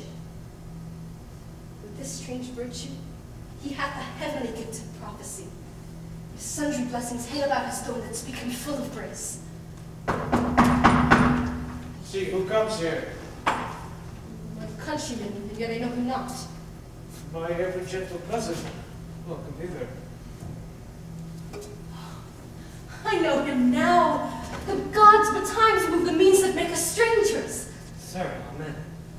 That Scotland where it did? Alas, poor country, almost afraid to know itself. It cannot be called her mother but her grave. Where nothing, but who knows nothing, is once seen to smile, where sighs and groans and shrieks that rend the air are made, not marked. Highland sorrows seem a modern ecstasy. Dead men's knells there scarce ask for who. Good men's lives expire before the flowers in their caps, dying or ere they sing. No relation. Too nice yet too true. What's the newest grief? That of an hour's age doth hiss the speaker. Each minute teems a new one. Be it their comfort. We are coming thither. Gracious England hath lent us good seawood and 10,000 men, an older and better soldier none that Christian help gives out. But I can answer this comfort with delight. I have words that shall be shouted out in the desert air where hearing shall not match them. What concern me? The general cause? Or be it pig grieved due to some single breath? No mind but in it that is honest when in it shares some woe. Though the main part pertains to you alone. If it be mine, keep it not from me. Let me have it. Let not your ears despise my tongue forever, which shall bless it with the heaviest sounds that never yet they heard. I guess at it. Your castle is surprised. Your wife and babes savagely slaughtered. And when the quarry of these murdered deer were to add the death of you. Oh, merciful heaven, what man! There. Cool your head upon your brows, give sorrow words. The grief that does not speak whispers the overfraught heart and bids it break. Did you say all my children? Aye. And I must be from thence. My wife killed too? I have said. Be comforted. Let us make medicines of our great revenge to cure this deadly grief. He has no children. Did you say all my pretty ones? All my pretty chickens in their dam at one fell swoop? Dispute it like a man! I shall do so, but I must also feel it as a man.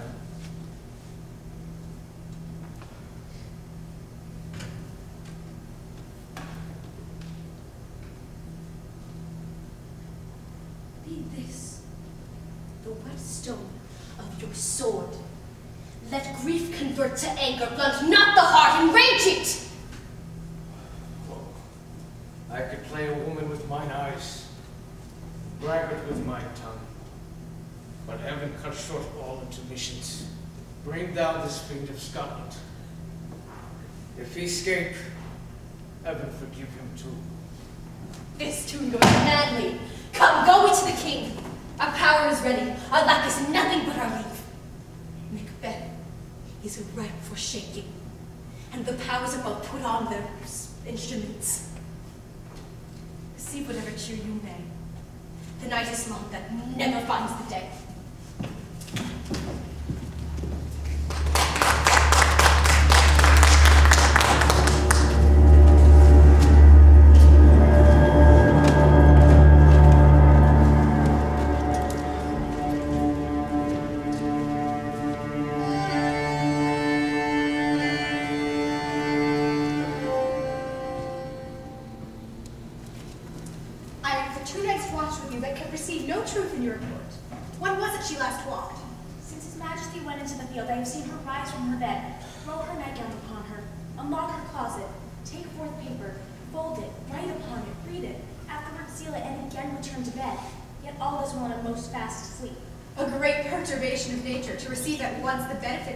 Doing the effects of watching.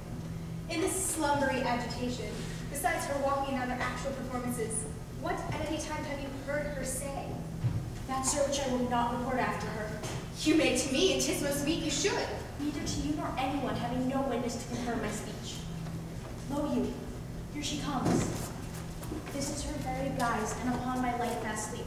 Observe her, stand close. How came she by that light? Why, it stood by her. She has light by her continually. 'Tis her command. You see, her eyes are open. Aye, but their sense is shut. What is it she does now? Look how she rubs her hands. It is an accustomed action with her, to be seen thus washing her hands. I have known her to continue this in a quarter of an hour. Yet, here's a spot! She speaks.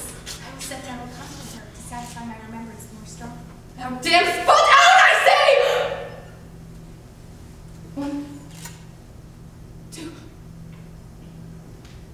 I think 'tis time to do it. Hell is murky. By my Lord Fye, a soldier and a feared. What need we fear? Who knows it when none can call our power to account? Yet, who would have thought the old man to have so much blood in him? Do you remark? Thane of Fife had a wife. Where is she now? Will these hands ne'er be clean? No more of that, my lord, no more of that! You all with this starting! Go to. You have known what you should not. She has spoke what she should not, I am sure of that. Heaven knows what she has known. Here's the smell of blood still. Oh, the perfumes of Arabia will not sweeten this land! What a sigh is there? How sorely charged. I would not have such a heart in my bosom for the dignity of that whole body. Well, pray God it be, sir. This disease is beyond my practice. Yet I have known those who have walked in their sleep who have died wholly in their beds. Wash your hands. Put on your nightgown, look not so pale! I tell you yet again, Big was buried. He cannot come out on's grave. Even so. Others did not get at the gate! Come, give me your hand!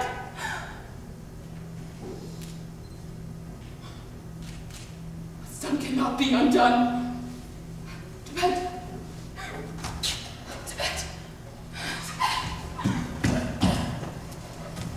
Will she go now to bed? Directly. Foul whisperings are abroad. Unnatural deeds do breed unnatural troubles. Infected minds their death pillows will discharge their secrets. More needs she the divine than the physician. God forgive us all. Look after her, remove her from the means of all annoyance, and still keep eyes upon her. My mind she is mated and amazed by sight. I think, but dare not speak. Good night, good doctor.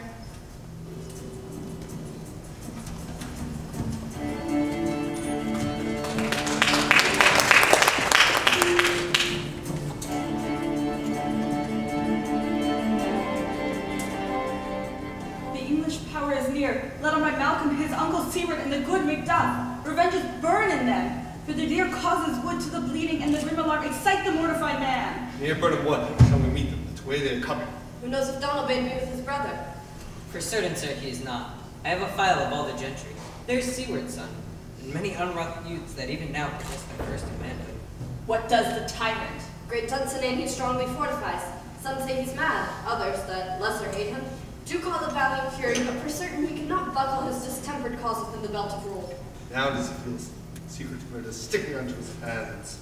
Now, when Newman revolts, operate his faith reach. Those he commands move. Only in command, nothing in love. Now does he feel his title hang loose upon him like a giant's robe upon a dwarfish thief. Who then shall blame his pestered senses to recoil and start when all that is within him does condemn itself for being there? Well, march we on, to give obedience where 'tis truly owed. Meet we the medicine of the sickly weal, and with him pour we within our country's purge each drop of us. For so much as one needs to do the sovereign flower and drown the weeds, make we our march towards Burton.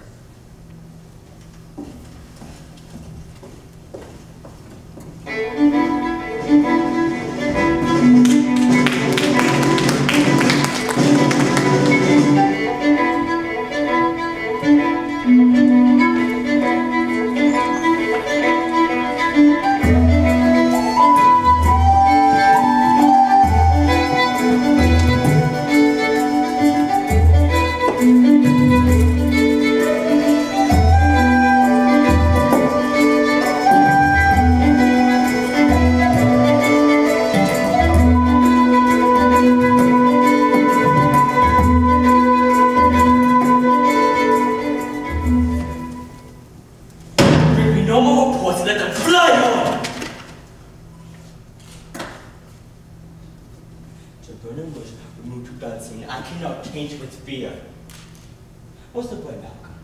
Was he not born a woman? The spirits and now all mortal consequences have pronounced me thus. Fear not, Macbeth, for no man born of woman shall ever have power upon thee. and fly false things and mingle with the English epicures. The mind I sway by and the heart I bear shall never sag with doubt nor shake with fear. Oh, the devil damn thee, black thou cream-faced loon! Who goest thou, thou goose fuck? There is 10,000. These villain.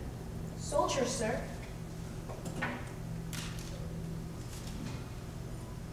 Go prick thy face and overwretch thy fear, thou really livid soul. What soldier's patch? Death of thy soul, those linen cheeks of thine are counselors to fear. What soldier's wave face? The English force, so please you. Take thy face hence.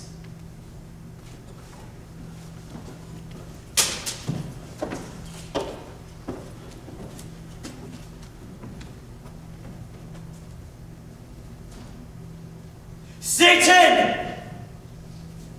I am sick and hot when I behold. Satan, I say! This bush will cheer me ever or deceit me now. I have lived long enough. My way of life has fallen into the sea, the yellow leaf, and all things else that may accompany old age as honor, love, obedience, troops and friends, which I must not look to have, but in their stead curses not loud, but deep mouth honor, breath, which the poor heart would faint and I dare not. Satan!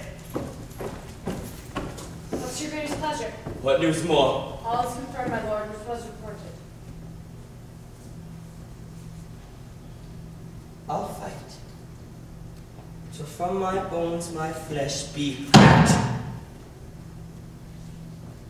Give me my armor. 'Tis not needed yet. I'll put it on. Set on more horses, scour the country round, and hang those that talk of fear. Come put my armor on. How's your patient, doctor? Not so sick, my lord, as she is troubled with thick coming fancies that keep her from rest. Cure her of that. Canst thou not minister to a mind disease? Put up from the memory a rooted sorrow, raise out the written troubles of the brain, and with some sweet oblivious antidote, cleanse that stuffed bosom with that perilous which weighs upon the heart? Therein the patient must minister to himself. Throw physic to the dogs on none of it. Come put mine armor on. Give me my staff. Satan, send out. Doctor, the things fly from me. Come, sir, dispatch. If thou couldst, doctor, cast thou out of my land, find her disease, and purge her to a sound of pristine health, I would applaud thee to the very echo that should applaud again. Pull it off, I say. What rhubarb sienna, what purgative drug would scour these English hence? Heardest thou of them? Aye, my good lord. Your royal preparation makes us hear something. Bring it after me. I will not be afraid of death in vain till Brennan Forest come to Dunsinane.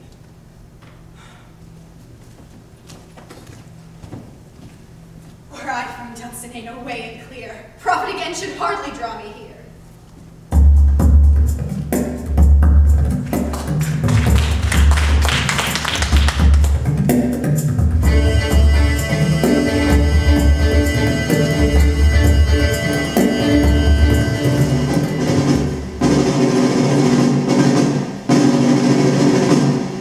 Cousins, I hope the days are near at hand that Chambers will be safe. We doubted nothing. What wood is this before us? The wood of Burnham. Let every soldier hew him down a bough and bear it before him. Thereby shall we shatter the numbers of our host and make discovery ere and report of us. It shall be done. The time approaches. We learn no other but the competent time to keep still and done today and will endure our sitting down before it. 'Tis his main hope. For where there is advantage to be given, both more and less have given him the revolt, and none serve with him but constrained things whose hearts are absent too. Let our just censures attend the true event, and put we on industrious soldiership. Time approaches that will return decision because no. What we say, what we all thought speculative, and there are sure hopes late. Certain issue strokes was arbitrate. Towards which advanced the war.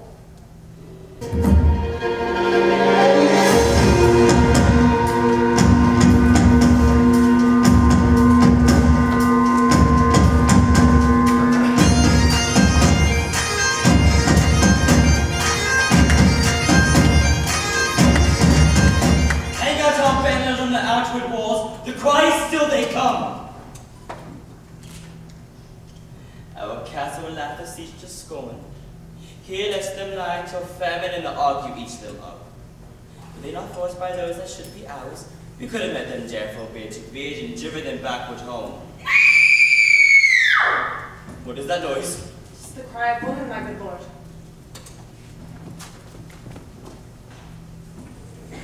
I have almost forgotten the taste of fears. The time has been mine, since with a coolty here at night shriek in my bed of hair on a dismal tree tries rouse and stirs like wind.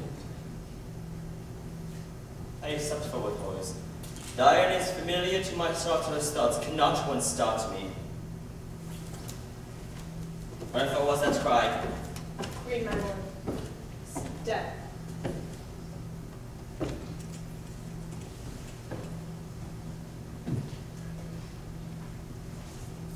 She should have died hereafter. There would have been a time for such a word. Tomorrow and tomorrow creeps in its plenty pace from day to the last syllable of recorded time. And all our yesterdays have like forced the way to dusty death. Out with candlelight, but a walking shadow, a poor player who shots and fresses out upon the stage and then is heard no more. It is a tale told by an idiot, for the sound and fury signifying nothing. Thou camest to use thy tongue, but I stored it quickly. Gracious my lord, I should report that which I say and saw, but know not how to do it. Well, say so. As I did stand my watch upon the hill, I looked toward Burnham, and anon methought the wood began to move. Your head slave! Let me endure your wrath if it be not so. Within this 3 mile way you see coming, I say, a moving road. Thou speakest false. Upon the next tree shalt thou hang alive, till famine cling to thee. If thy speech be smooth, I care not if thou dost for me as much. I put a resolution and begin to doubt the equivocation of the fiend that lies like truth. Fear not. To Burnham would come to Dunsinane, and now I would comes toward Dunsinane. And out. If this was she about, she doesn't appear. There was no flying, no carrying in here. I begin to be weary of the sun, in which the estates of the world are now undone. Ring the alarm bell. Blow wind. Come, Rack. At least we'll die with harness on our back.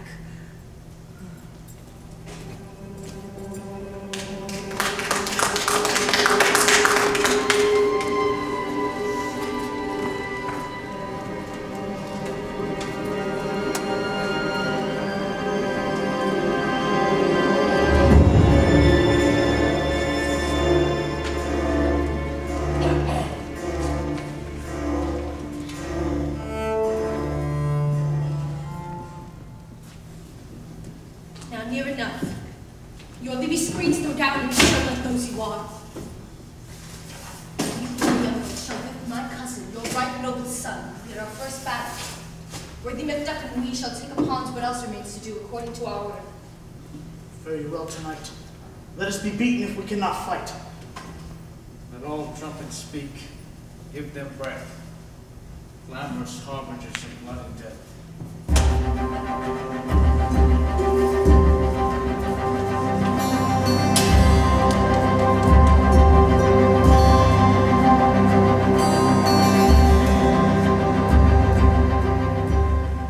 They've tied me to a stake. I cannot fly. Bear like I must fight the course. Was he that was as born of woman? Such a one am I to fear or none? What is thy name? Thou'st be afraid to hear it? No, though thou callest thyself a hotter name that is ending hell. My name's Macbeth. The devil himself cannot pronounce a title more hateful to mine ear. No, no more fearful. Thou liest, the poor time. With my sword will prove the lie thou speakest.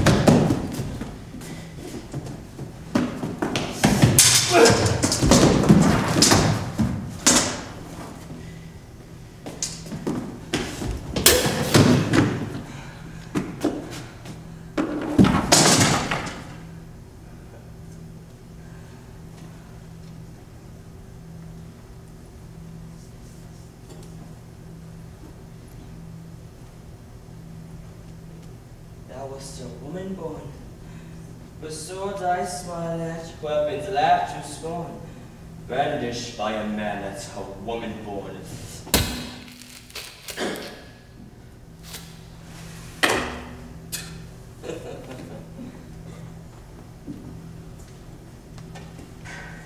That way, Moses. Tyrant, show thy face. If thou beest slain with no swing of mine, my wife and children will want me still. That great clever. O fortune, let me find him in war, I beg not. This way, my lord. The tyrant's people on both sides do fight. The Danes do bravely in the war, and the day almost professes itself to you, and little is to do. We have met with foes that strike beside us. Enter, sir, the castle.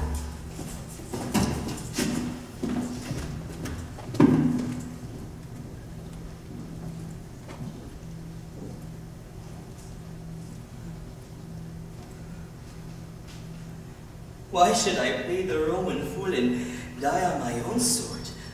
Whose I see lives, the gashes do better upon them.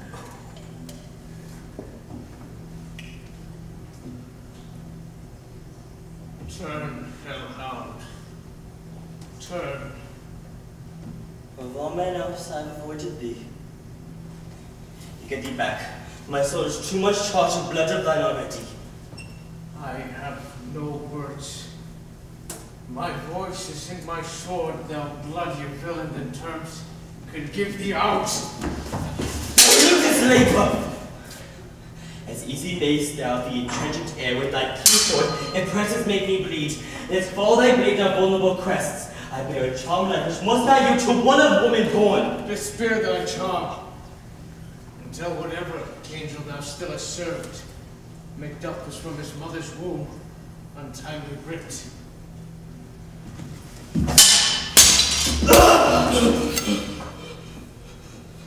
Cursed be the tongue that tells me so, for it hath count my better part of men. And be these juggling fiends no more believe that palter with us in a double sense that keep a word of promise to our ears and break it to our hope. I'll not fight with thee. Then yield thee, coward, and live to be the show and gaze of the time. We'll have you as our rarer monsters are, strung up and tied to a pole under it. Here may you see a tyrant.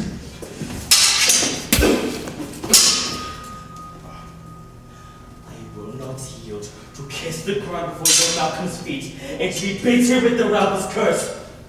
The Vernon would be coming Dudley, and now opposed, being of no woman born. Yet I'll try the last. Before my body I throw my warlike shield. Lay on Macduff, and damned be he who first cries, hold, enough!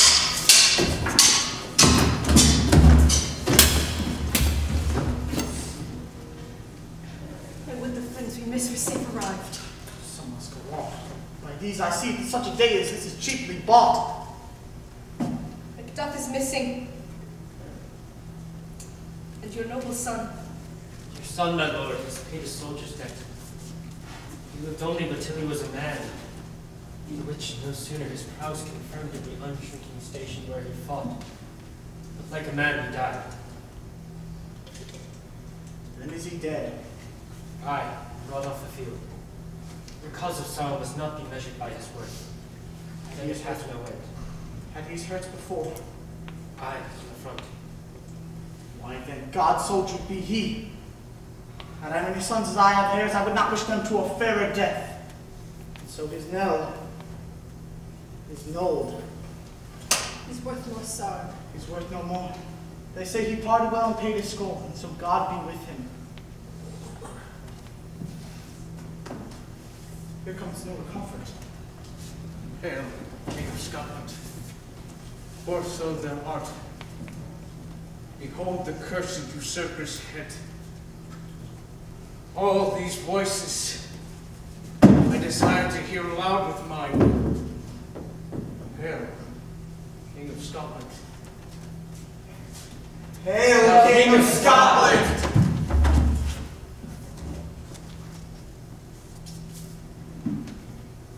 Let us not spend a large expense of time before we reckon with your several loves, and make us even with you. My thanes and kinsmen henceforth be earls, the first that ever Scotland in such an honor made. What's more to do, which would be planted newly with the time, as calling home our exiled friends abroad, that fled the snares of watchful tyranny, producing forth the cruel ministers of this dead butcher and his fiend-like queen, who as 'tis thought by self and violent hands took off her life. This, and what needful else remains to do by the grace of grace, we will perform in measure, time, and place. So thanks to all, and to each one, whom we invite to see us crowned. Let's go.